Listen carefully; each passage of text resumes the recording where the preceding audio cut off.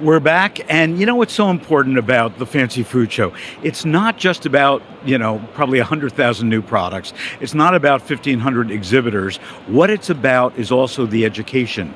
What's important to come away from this show with that really is going to help you change your business. With me, I've got Dave Donnan from AT Kearney. Dave, you just came off the stage. You had a panel, and it's interesting. We've heard for years that the average person doesn't know what they want to eat for dinner at 4:00. And now I think you're suggesting even at 6:00 at night, they have no idea. So you had Rayleigh's California chain, about 120 stores, privately owned, that's really taking the lead as it relates to health and wellness and culinary. They're doing a great job. You had HelloFresh, and you had... Uber Eats. And Uber Eats. So, your takeaway from these three people, obviously very different kind of programs. We've seen with the meal kit phenomenon, that changed very quickly to go from delivery by FedEx, where everybody was complaining, ordering 3 days ahead, to now HelloFresh being available in stores. Uber Eats, they can deliver, at least in Santa Monica, where I am, in about 10 minutes. That's right. Which I can't figure out because there's no oven in the car, there's no hot box in the car, but they're doing it. And obviously Rayleigh's being a conventional store. So what was your takeaway from the panel? And then let's add your insights on top of that. Well, I think the takeaway from the panel is that they're seeing tremendous growth across all three platforms. So Uber Eats on meal delivery, in countries all over the world, they're basically following the shared platform of Uber and being able to deliver restaurants and signing up major restaurant chains, McDonald's, Starbucks, Subway, as well as local restaurants. And HelloFresh, just the whole evolution of the meal kit, much more healthy now, getting more into what I'll call the food tribes of keto and paleo and vegan and gluten-free. And then Rayleigh's with having a fabulous prepared food and how people want to eat healthier but just don't have time to cook. And I think the statistic that came to everybody's mind was that 70% of consumers think, or 70% of consumers agree that they like eating at home, but only 10% of consumers say they really love to cook. Right, exactly. So there's a dichotomy there that all three businesses are tapping into. So let me talk about the economics for a second. So Uber Eats doing Subway, doing McDonald's, doing a lot of these not expensive restaurants, not upscale. How do they make money delivering, a Big Mac, fries, and a couple other things? Well, they make money in three ways. One is the restaurants pay an upcharge to be on the Uber Eats platform. Right. There is a payment paid to the Uber driver as well. And in addition, the restaurants will add a margin to their product. So there's, all in all, when you're ordering a McFlurry at 2:00 in the morning, you're not getting it cheap. Right. Okay, got it. So they're certainly compensating for that. Convenience is really the compensator there. So, and not to put you on the spot, but to put you on the spot for a second, I look at Blue Apron. We've all looked at Blue Apron, crash and burn. Their stock is now a couple pennies or something like that. Do you think, and HelloFresh, I believe, correct me if I'm wrong, was the first meal kit to partner at retail, to get into retail and see that opportunity? Yeah, so what we're seeing is, and in fact Matt brought it out quite effectively, is that there's two types of consumers. There's the consumer that likes regularity, that likes some level of planning ahead, and the subscription model works perfectly for them. Even if it's 3 days ahead? Even if, in fact, I'm planning for next week's meals. And so I've got a busy family, mom and dad work, the kids are off at practice. I need to make sure I've got something available for Tuesday, Wednesday, Thursday every week. And so the subscription model works for them. What percentage would you say? Is that a small percentage? Is it 10% of the population, 5%?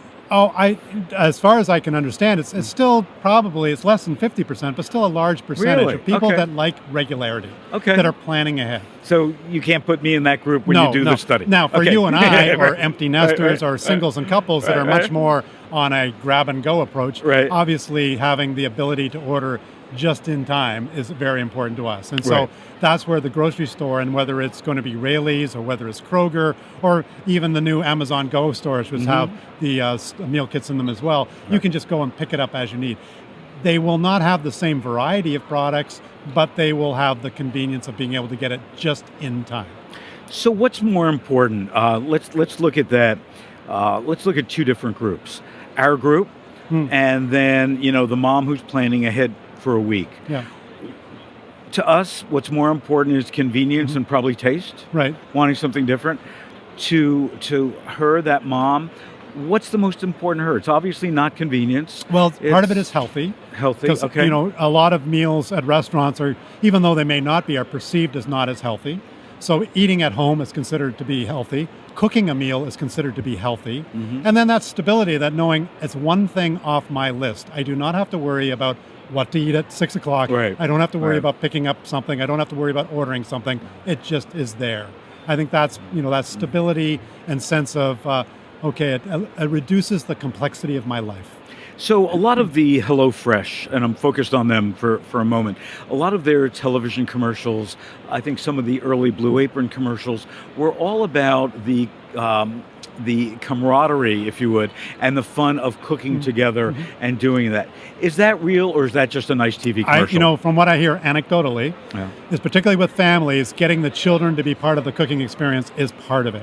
So we're actually making things together, so that the fact that I don't have to chop vegetables and chop my various components means I'm not having to teach the children knife work just yet. Right, so right, the 5-year-old can get involved. Right. And so that idea of making meal preparation much more of a family or an event is important as well.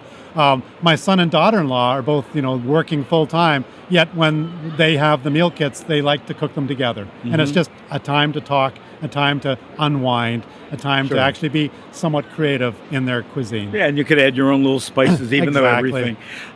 So let's go back to the supermarket model. We know that Kroger works with HelloFresh. Rayleigh's is doing it themselves. Mariano's in Chicago. Hy-Vee are doing their meal kits, and the prices come down considerably. Yes. When I look at Hy-Vee, you can get 2 meals for $6.99.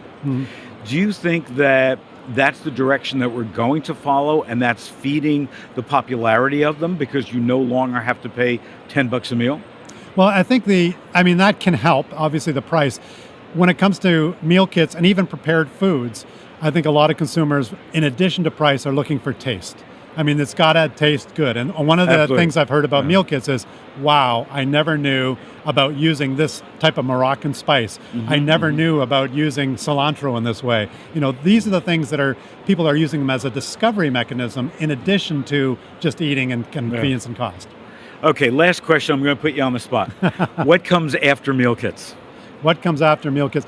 I think it's going to be this idea of much more creativity around cuisine. So meal kits now are fairly traditional, but I think we're seeing more and more ethnic flavors come in play. Absolutely. And I think there's going to be... not Spanish, Chinese, No. Greek. We're talking about Moroccan, as I said, Moroccan and South Thai African and the little corner of South Africa that nobody's ever heard of. The next, I think, will be going outside of main meal into things like desserts. So being able to create a dessert, maybe making a cake that's half prepared, or chocolate eclair, or some other type of product where I can have the ice cream and the various components and make a very interesting dessert. The one I'm waiting for is the home delivery meal kit for cocktails. So it has all the ingredients and the bitters and everything. I can just make the perfect cocktail at home. With that, thank you you. so much. As always, your insights so valuable to our Thank industry. you, Joe. I It really appreciate is. being here. We're going to take a break. When we come back, Dan Dow, who is the new chairman of the Fancy Food Show, will be with us and sharing his insights and his goals for what's coming up next.